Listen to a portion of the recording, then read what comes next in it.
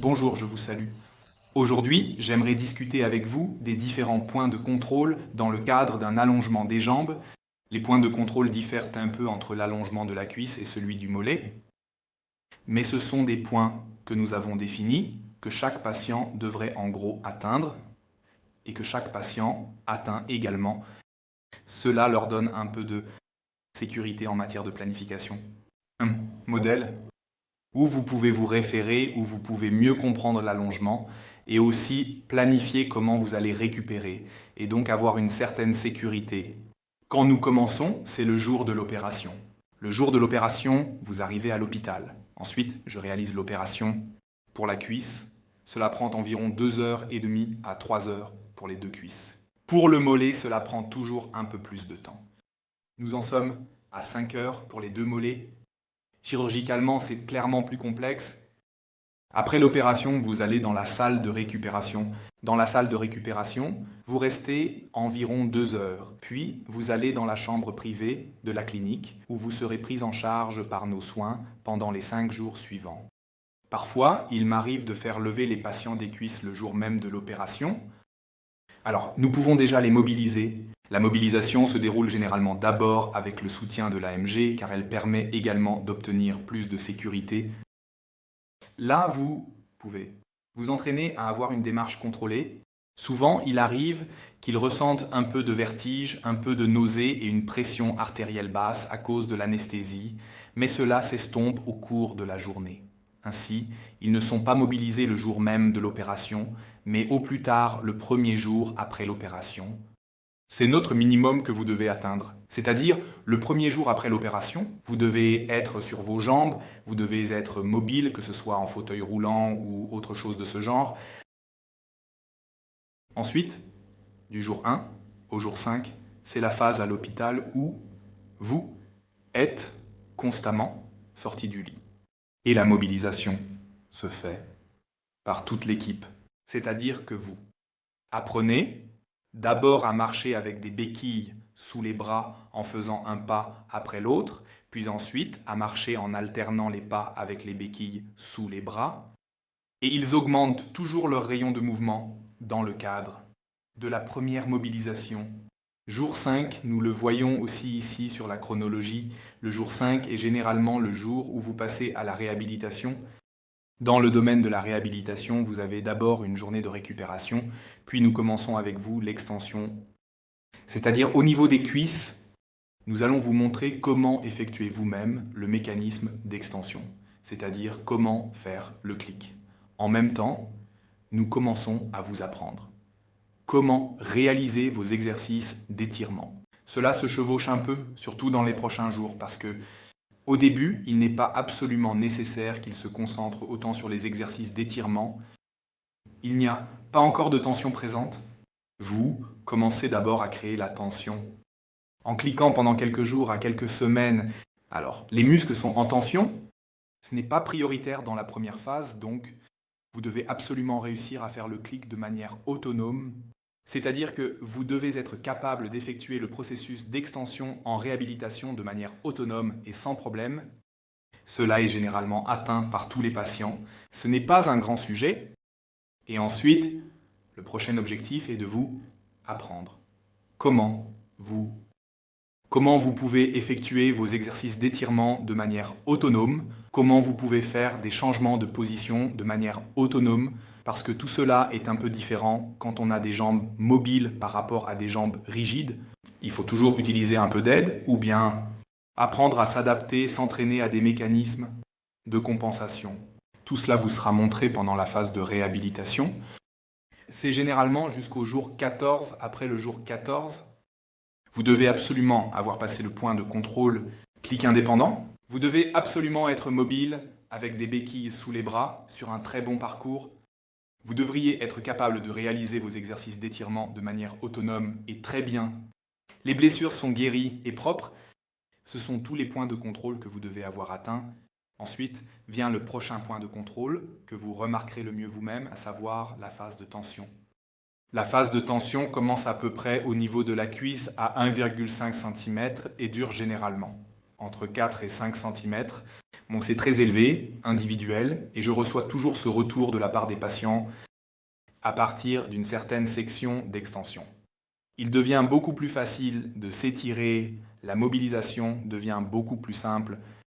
Et là, tout le processus, si vous avez réussi à rester en équilibre jusqu'à ce moment-là, devient beaucoup plus simple par rapport à avant.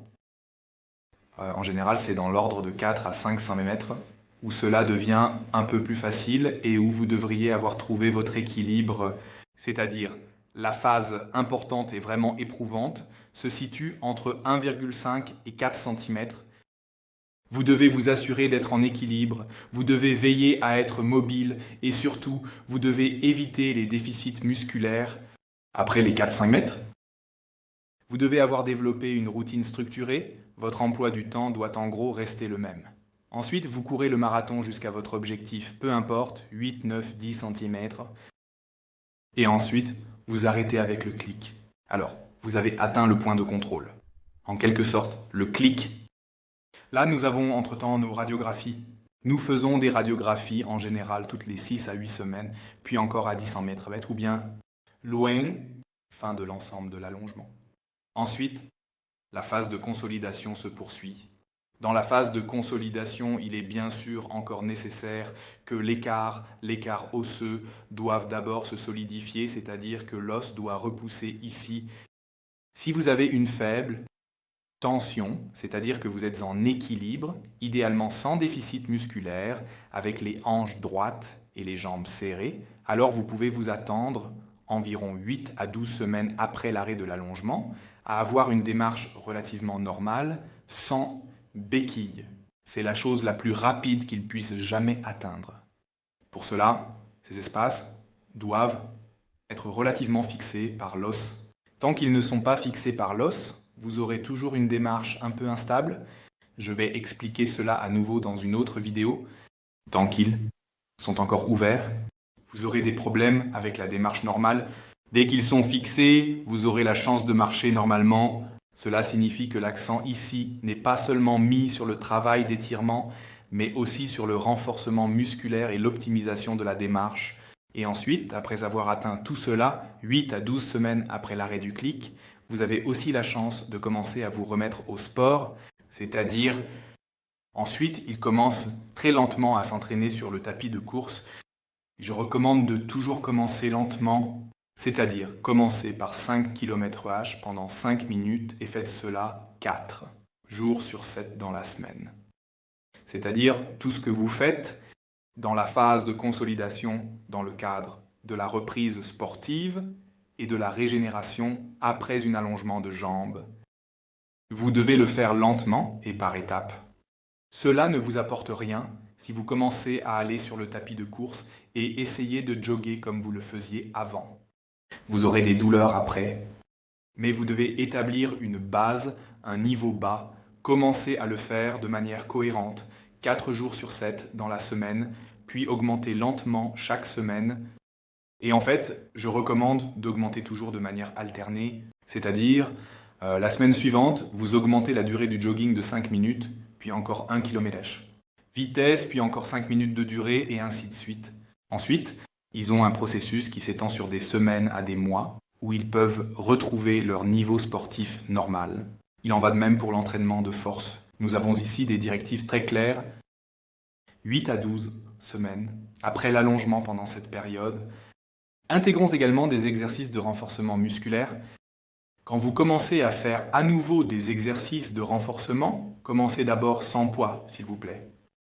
Et ensuite, vous pouvez ajouter 10 kg de poids toutes les 2 semaines afin de donner à vos muscles et à vos os le temps de s'adapter très lentement. Quand nous parlons maintenant de la zone des points de contrôle dans la région du bas de jambe, c'est presque identique. Ça s'étire un peu plus. Nous avons le jour de l'opération. Ici aussi, nous avons l'opération qui dure 5 heures, puis la salle de réveil, et ensuite, en gros, la chambre d'hôpital. Ici, en général, nous faisons lever les patients seulement le premier jour après l'opération, car ils ont encore des drains. Les drains doivent d'abord être retirés. La mobilisation au début est globalement un peu plus difficile. C'est-à-dire, le premier processus dans la région du bas de jambe Et c'est toujours un peu plus lent et plus long par rapport à la région de la cuisse. Ensuite, nous avons le prochain point de contrôle, lorsque vous allez en réhabilitation. Le passage entre l'hôpital et la réhabilitation dans la région du bas de jambe se fait après 7 jours. Pas après 4 ou 5 jours, mais après 7 jours. C'est-à-dire que vous restez un peu plus longtemps à l'hôpital simplement pour surveiller que tout va bien et parce qu'ils ont besoin d'un peu plus de temps pour devenir mobiles de manière fluide. Dans le domaine de la réhabilitation, cela se passe de la même manière que dans la région de la cuisse. Là, ils apprennent d'abord à cliquer de manière autonome. Après qu'ils aient appris à cliquer de manière autonome, nous vous montrons les exercices que vous devez réaliser pour les étirements. Nous entraînons avec eux la mobilisation et ainsi de suite, afin qu'ils apprennent à avoir une belle démarche et qu'ils soient vraiment mobiles avec des béquilles et puissent parcourir de bonnes distances.